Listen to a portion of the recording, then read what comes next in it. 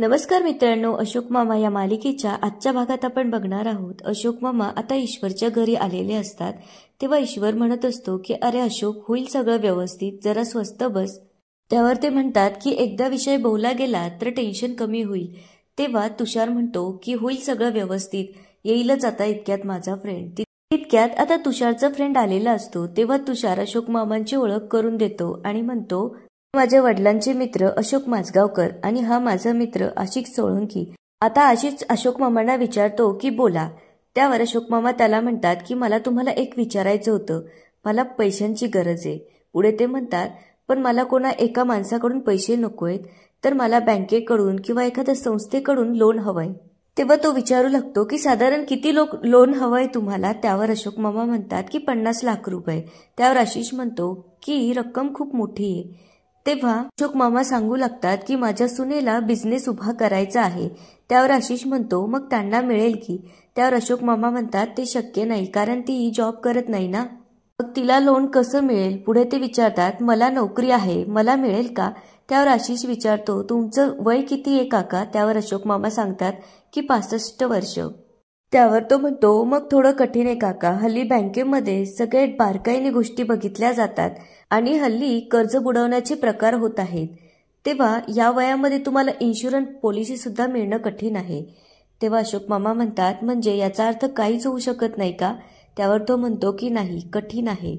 आता तो अशोक मामांना विचारू लागतो तुम्ही आधी कधी गुंतवणूक केल्या आहे का. त्यावर ते म्हणतात माझ्या काही एफडीज होत्या, माझ्या बायकोच्या आजारपणासाठी काही मोडल्या आणि उरलेल्या माझ्या नातवंडाच्या शिक्षणासाठी. तेव्हा तो विचारू लागतो मग काही सोनं वगैरे. त्यावर अशोक मामा म्हणतात आहे थोडंफार, पण 50 लाख रुपये उभं करण्या इतकं नाहीये.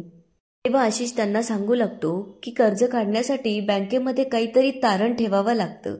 त्यावर अशोक मामा सांगू लागतात की माझ्याकडे घर आहे, पण मी ते तारण ठेवू शकत नाही. त्यावर आशिष म्हणतो पण काही तारण ठेवल्याशिवाय बँक तुम्हाला लोन देणार नाही आणि ते लोन तुम्ही फेडू शकालच याची काय गॅरंटी. त्यावर अशोक मामा हसू लागतात आणि म्हणतात काय गंमत आहे, या देशामध्ये कोट्यवधीचे व्यवहार करून लोक बाहेरच्या देशात पळून जातात. त्यांच्यासारख्या लोकांवर विश्वास ठेवून कर्ज दिलं जातं, पण आमचं काय, आम्ही कॉमन मॅन, आमच्यावर कुणाचाच विश्वास नसतो. पुढे ते म्हणू लागतात आम्ही सच्ची माणसं आहोत, गैरव्यवहारच जर करायचा असता तर नोकरीच्या काळातच केला असता, कारण वेळेला अशा कित्येक संधी चालून आल्या होत्या, पण माझ्या पोझिशनचा कधीच मी गैरफायदा घेतला नाही. क्लास 1 ऑफिसर होतो मी.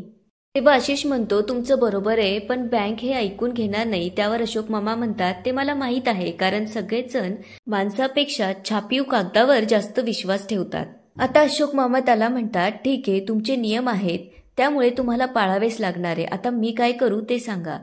त्यावर आशिष म्हणू लागतो फ्रँकली काका, तुमच्याकडे फारसे काही पर्याय उरलेले नाहीयेत. असं म्हणून आता मी निघतो असं म्हणत तो तिथून जातो. आता अशोक मामांना खूप वाईट वाटू लागतं. त्यामुळे ते ईश्वर काकांना म्हणू लागतात की आयुष्यभर कष्ट करून वयाच्या या टप्प्याला आता ईश्वर काकांनाही वाईट वाटू लागतं. तेव्हा अशोक मामा म्हणतात मला जास्त तर भैरवीचं वाईट वाटतंय. तिच्याकडे बुद्धी आहे, कौशल्य आहे, पण हाती पैसा नाहीये. आता ईश्वर काका म्हणतात की माझ्याकडे काही दागिने आहेत, ते घे. त्यावर अशोक मामा म्हणतात की नाही नको, तुझ्या आयुष्यभराची पुंजी आहे ती. ईश्वर काका त्यांना विचारू लागतात मग आता तू काय करणार आहेस. त्यावर अशोक मामा म्हणतात काहीतरी करावंच लागेल. मी जरासा हातपाय गाळून बसलो तर भैरवीचं कसं होईल. आता इकडे राधाबाईंनी किशाभाऊ सोबत अनिश परत आलेला असतो. तेव्हा अनिश जरा वैतागलेला असतो आणि त्यांना म्हणू लागतो गप्प बसा, तुमच्या नादी उगाचच लागलो आणि दुनिया फिरावी लागली. आता राधाबाईंनी किशाभाऊ वरती बघतात आणि म्हणतात की अजून काहीच गडबड झालेली दिसत नाहीये. त्यात भैरवी तिथे येते आणि त्यांच्याकडे रागात बघू लागते.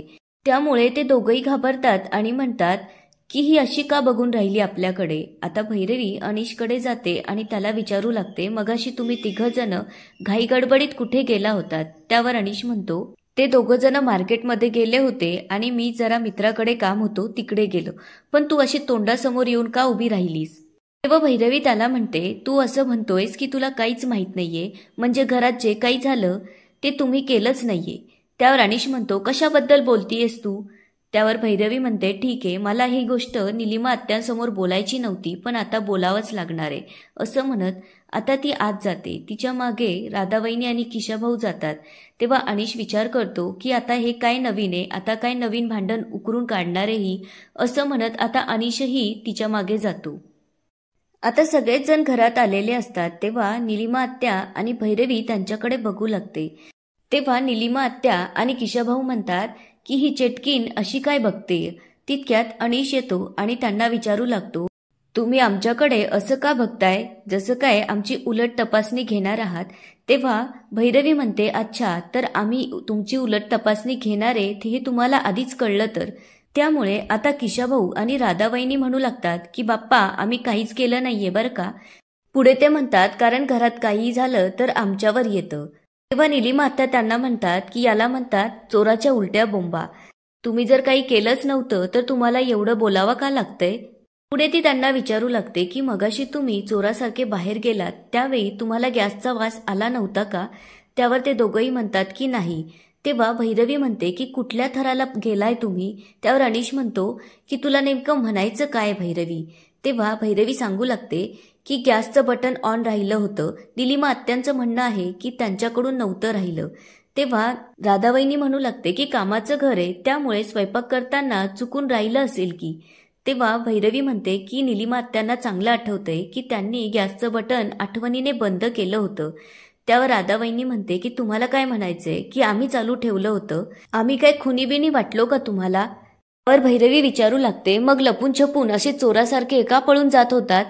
जसं काही तुम्हाला आधीच माहीत होतं घरामध्ये मोठा बॉम्बस्फोट होणार आहे. त्यावर नीलू म्हणू लागते, भैरवी तू यांना उगाचच का विचारतीयस, एवढं विचारल्यानंतर तुला काय वाटलं ते कबूल होतील. त्यावर राधावहिनी तिला म्हणू लागते, ए बाई, उगाच आमच्यावर आरोप करू नको, तुझ्याकडूनच राहिलं असेल. तेव्हा निलिमा म्हणते, अख्ख्या आयुष्यात माझ्याकडून अशी चूक झाली नव्हती. त्यावर राधावहिनी म्हणते, वय झालंय तुझं, होऊ शकतं. त्यावर भैरवी म्हणते की हे बघा, माणसाने जर खरंच चूक केली असेल ना तर तो मुद्दामच ऑफेन्सिव्ह वागतो. त्यावर राधावहिनी म्हणते, हे बा सुनबाई, हे ऑफेन्सिव्ह मला काही कळत नाही, असं काही जडजड इंग्लिश शब्द बोलत जाऊ नको, जरा समजेल असं बोल. तेव्हा भैरवी म्हणते, ठीक आहे, आता स्पष्ट शब्दातच सांगते, तुम्हीच मुद्दामून गॅस चालू ठेवला होता. त्यावेळी अनिश सुद्धा तुमच्यासोबत होता, कारण तुम्हाला माहित होतं की निलिमा आत्या एकट्याच घरात आहे. त्यावर राधावहिनीचे आता नाटक सुरू होते आणि म्हणते, बाप्पा, आता फक्त एवढंच ऐकायचं राहिलं होतं. आता ती वेणूच्या फोटोजवळ जाऊन म्हणते की वेणूबाई, तू जिथं असशील तिथं आम्हाला घेऊन चल. तेव्हा भैरवी म्हणू लागते, ओ राधावहिनी, तुमचे नाटकं आता बंद करा. तुम्हाला तरी कळतंय का तुम्ही कशा वागतात ते, तुम्हाला काय कमी पडलं इथे. तितक्यात अशोक मामा येतात आणि त्यांचा गोंधळ ऐकून त्यांना येऊन विचारू लागतात, हे काय चाललंय सगळं, तुमचा आवाज खालपर्यंत येतोय. असं म्हणत आता अशोक मामा रागातच त्यांच्या जवळची बॅग खाली फेकतात. तेव्हा किशाभाऊ येऊन त्यांना सांगू लागतो की ही तुमची बहीण आमच्यावर आरोप करते. असं म्हणत जे काही झालं ते सांगू लागतो. तेव्हा अशोक मामा म्हणतात, हे पा, तुम्हाला जर या घरात नीट राहायचं असेल तर राहा, नाहीतर बाहेर निघून जा. हे ऐकल्यानंतर आता अनिश त्यांच्या बाजूने उभा राहतो आणि त्यांना म्हणतो, बाबा, त्यांनी काहीही केलेलं नाहीये, त्यामुळे ते कुठेही जाणार नाहीये. तेव्हा अशोक मामा हसू लागतात आणि म्हणतात, अरे वा, इतक्या दिवस तू त्यांच्या विरोधात बोलत होतास आणि आता अचानक तुला त्यांचा एवढा पुळका कसा आला. त्यावर अनिश म्हणतो की बाबा, माणूस बदलू शकतो, त्यावेळेला मी चुकीचा होतो. आता अनिश त्यांना म्हणतो, ते कुठेही जाणार नाही, जायचं असेल तर तुम्ही, भैरवी आणि ही तुमची बहीण, तुम्ही बाहेर जाऊ शकता. हे ऐकल्यानंतर आता अशोक मामा म्हणतात, अच्छा, तर आम्ही बाहेर जायचंय तर, म्हणजे तू यांच्यासाठी आम्हाला बाहेर काढायला निघालास.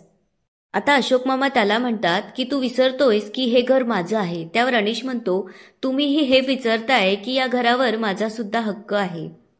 आता दुसऱ्या दिवशी सकाळी अशोक मामा येऊन बसतात. तेव्हा निलिमा त्यांच्यासाठी पाणी घेऊन येते. तितक्यात राधावहिनी अनिशला आणि किशाभाऊला चहा देऊ लागते. तेव्हा अशोक मामा तिला म्हणतात, राधावहिनी, जरा माझ्यासाठी सुद्धा 1 कप चहा टाका. त्यावर राधावहिनी स्पष्ट नकार देत म्हणते की इथून पुढे मी काहीही करायचं असेल तर फक्त माझा बाबू अनिश आणि यांच्यासाठी करणार आहे. तेव्हा निलिमा तिला म्हणू लागते की राधावहिनी, तुम्हाला कळतंय का तुम्ही काय बोलताय ते, तुमच्याकडे दादानी चहा मागितलाय.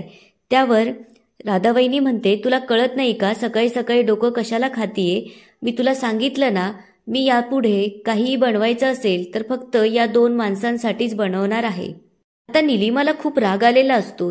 ती पुढे काही बोलणार तितक्यात अशोक मामा तिला थांबवत म्हणतात की नीलू, तू काहीच बोलू नकोस. असं म्हणत आता अशोक मामा अनिशला विचारू लागतात, म्हणजे तू या घरात फूट पाडलीस तर? त्यावर अनिश म्हणू लागतो की कालचं भांडण पुरे नाही झालं का? सकाळी सकाळी काय आता नवीनच उकरून काढताय?